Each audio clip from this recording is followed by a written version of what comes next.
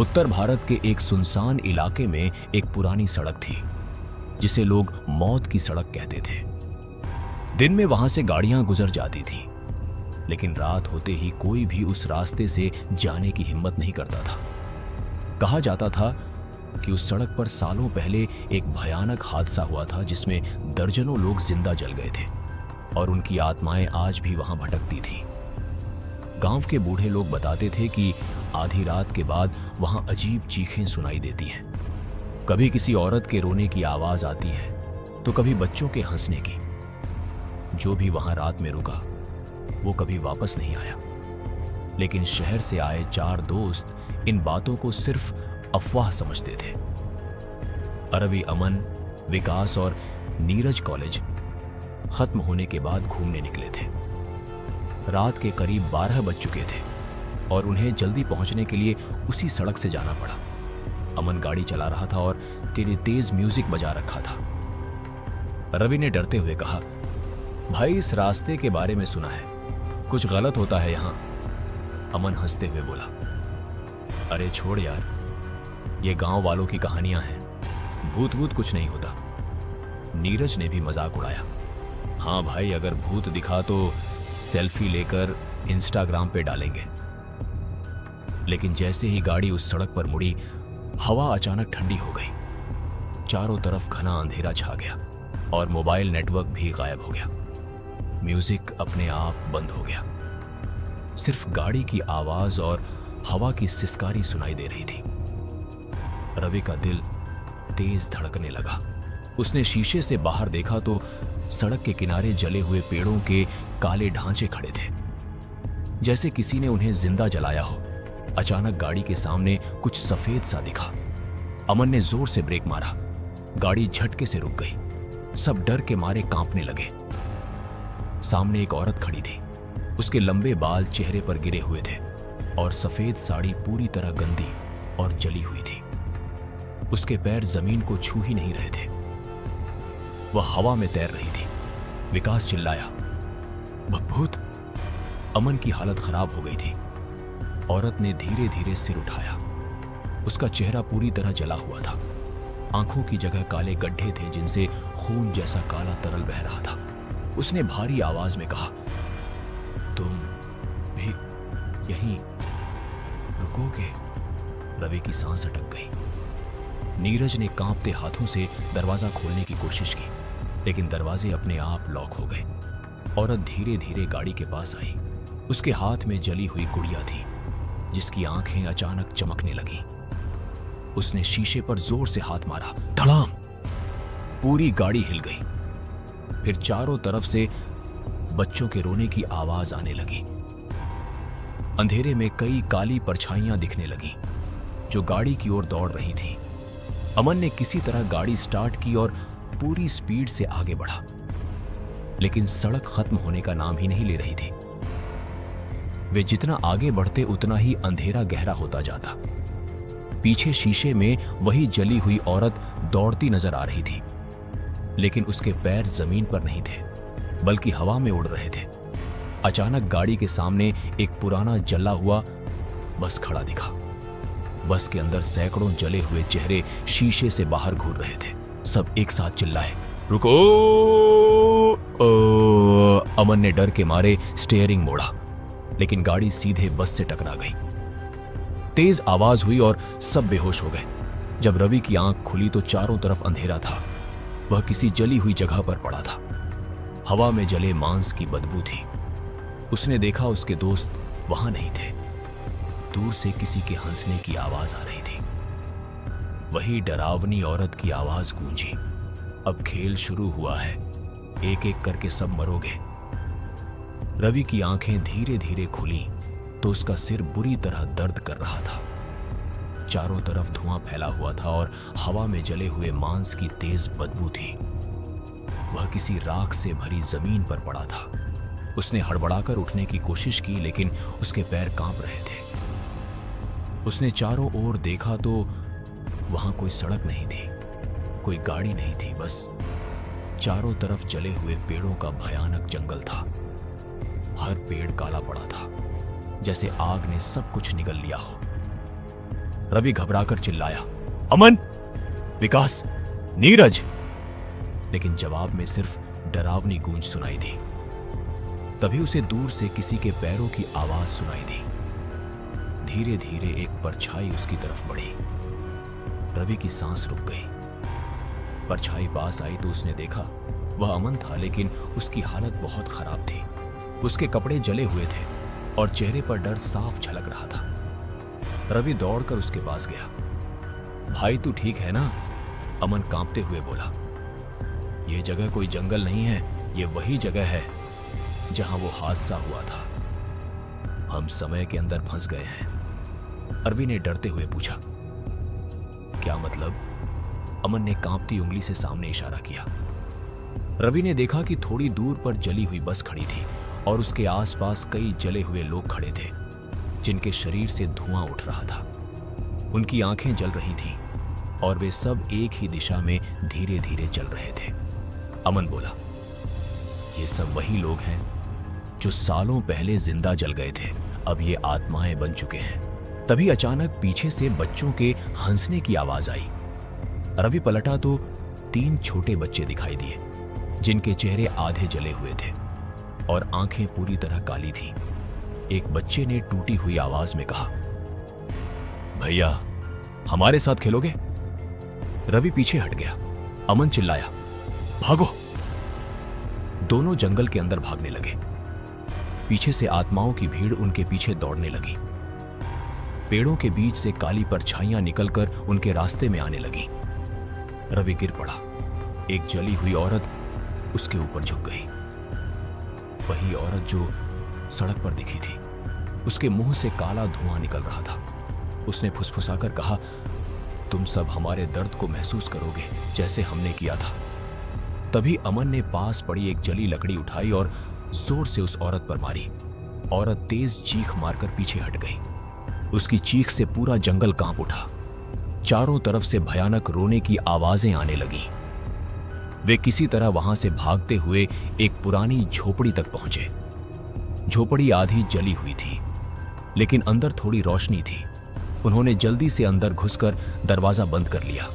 अंदर एक बूढ़ा आदमी बैठा था। उसकी दाढ़ी जली हुई थी और आंखें लाल थीं। रवि डरते हुए बोला, आप कौन हैं? बूढ़े ने भारी आवाज में कहा, मैं भी कभी इस सड़क से गुजरा था, लेकिन बच गया, पूरी तरह नहीं। उसने अपनी कमीज उठाई। उसका सीना पूरी तरह जला हुआ था, जैसे आग ने उसे अंदर तक जला दिया हो। वह बोला, ये जगह आत्माओं का कैद खाना है। जो यहां आता है वो मरता नहीं, बल्कि इसी डरावनी दुनिया में फंस जाता है। अमन घबराकर बोला, हमारे दोस्त कहां हैं? बूढ़ा आदमी बोला, वो अभी जिंदा हैं, लेकिन ज्यादा देर तक नहीं रहेंगे। काली आत्मा उन्हें अपने साथ ले जाएगी। रवि ने पूछा, काली आत्मा कौन? बूढ़ा आदमी कांपते हुए बोला, वही औरत, वही इस जगह की रानी है। उसी ने आग लगाई थी। वही सबको मारती है ताकि उसकी ताकत बढ़ती रहे। तभी झोपड़ी के बाहर जोर जोर से खटखटाने की आवाज आई। दरवाजा हिलने लगा। बच्चों की आवाज आई, दरवाजा खोलो भैया, हमें ठंड लग रही है। अमन रोते हुए बोला, ये सब झूठ बोल रहे हैं। बूढ़ा आदमी चिल्लाया, दरवाजा मत खोलना वरना सब खत्म हो जाएगा। तभी छत से काला धुआं अंदर आने लगा और दीवारों से जली हुई हाथ बाहर निकलने लगे। आत्माएं झोपड़ी में घुसने की कोशिश कर रही थी। रवि समझ गया कि अब खेल और भी भयानक होने वाला है। झोपड़ी के चारों तरफ आत्माओं की चीखें गूंज रही थीं। जली हुई उंगलियां दीवारों को खरोंच रही थीं और छत से टपकता काला धुआं पूरे कमरे को भरने लगा था। रवि की आंखों में आंसू थे, लेकिन डर ने उसकी आवाज दबा दी थी। अमन जोर से बोला, हम यहां से निकलेंगे कैसे? बूढ़ा आदमी कांपते हुए खड़ा हुआ और बोला, अगर जिंदा निकलना है तो काली आत्मा के मंदिर तक जाना होगा। रवि चौंक गया। मंदिर?